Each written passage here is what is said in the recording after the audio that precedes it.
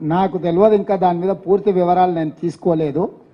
తప్పకుండా ఆ వివరాలను కూడా బడ్జెట్ సమావేశాల సందర్భంగా విచారణ పూర్తి చేసి అధికారులు నివేదిక ఇచ్చిన తర్వాత మాత్రమే నేను మాట్లాడగలను. ఎందుకంటే బాధ్యత కలిగిన ముఖ్యమంత్రిగా హోంశాఖ కూడా నా దగ్గరనే ఉంది.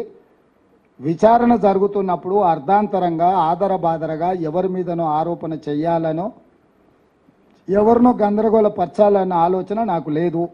అధికారులు విచారణ చేస్తుర్రు. ఏం జరిగింది, ఏం జరగబోతుందని అధికారులు నాకు నివేదిక ఇచ్చే వరకు నేను ఎలాంటి స్పందన ఈ టెలిఫోన్ ట్యాపింగ్ విషయంలో చెప్పదలుచుకోలేదు.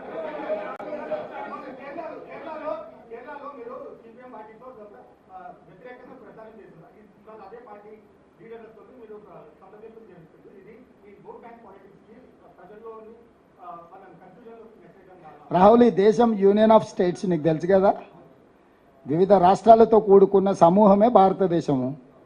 మరి వివిధ రాష్ట్రాల పార్టీకి వివిధ విధానాలు ఉంటాయి. అందుకే రాష్ట్ర శాఖ అధ్యక్షులు ఉంటారు కదా, దాని ప్రకారమే పనిచేస్తున్నా నేను.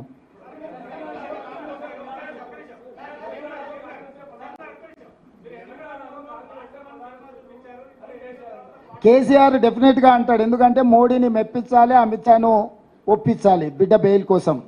తెలంగాణ రాష్ట్రం ఇచ్చి ఆంధ్రప్రదేశ్లో పార్టీ దాదాపుగా కనుమరుగైపోయి కేంద్రంలో అధికారం కోల్పోయి ఇక్కడ ప్రజల ఆకాంక్ష నెరవేర్చిన